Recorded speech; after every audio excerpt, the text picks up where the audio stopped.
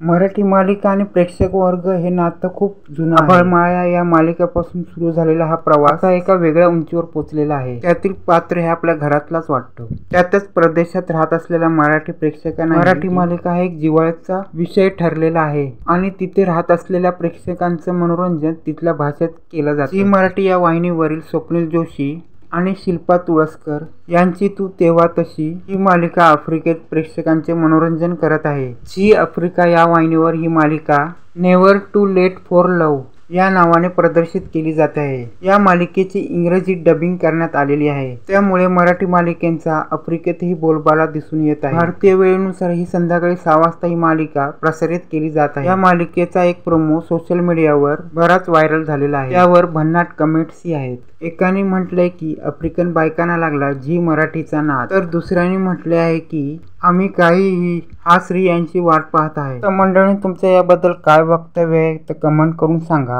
आणि व्हिडिओ आवडला असेल व्हिडिओला लाईक आणि चॅनलला सबस्क्राईब करायला विसरू नका।